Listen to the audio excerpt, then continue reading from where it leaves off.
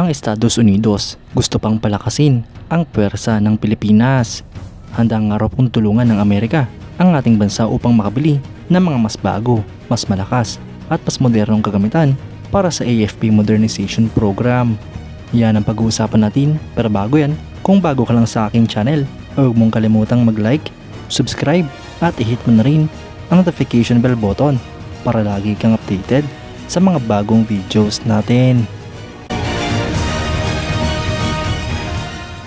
Ang Estados Unidos mga idol ay handa nga raw pong tulungan ang Pilipinas upang palakasin ang puwersa nito at patibayan pa ang joint military exercises sa pagitan ng dalawang bansa.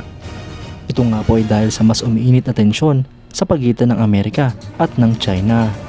Ang Pilipinas mga idol bilang isa sa pinakamatagal na US ally ay inaasahan niya pong makakatanggap ng $500 million bilang annual defense funding mula sa Estados Unidos hanggang sa taong 2025.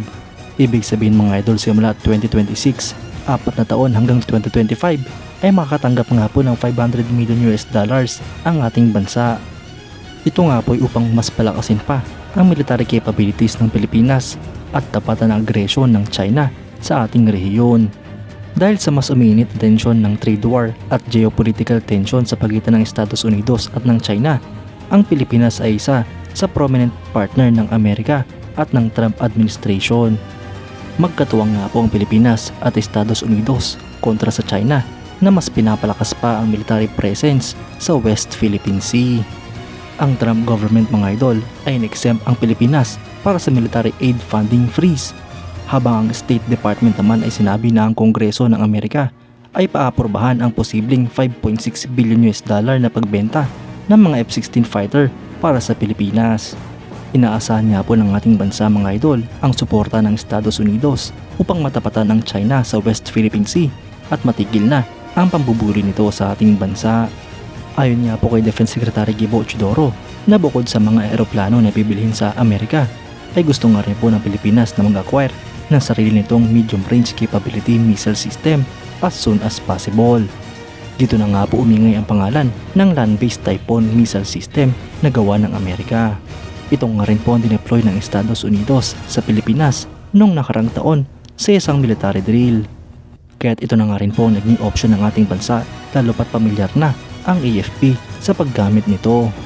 Ang Typhoon system mga idol ay kaya nga pong magpaputok ng multipurpose rockets katulad ng Tomahawk cruise missiles na may mahabang range na kayang umabot sa China at sa iba pang bahagi nito.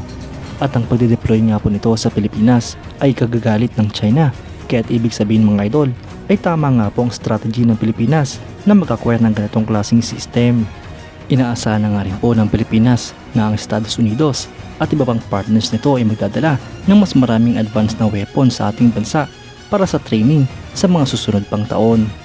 Mga idol, tama nga po ang mga plano ng AFP at Department of National Defense sa mga armas ng ating bibilhin mula sa Estados Unidos. Magagamit nga po ito upang protektahan ang ating mga teritoryo at palakasin ang ating puwersa at presensya sa West Philippine Sea.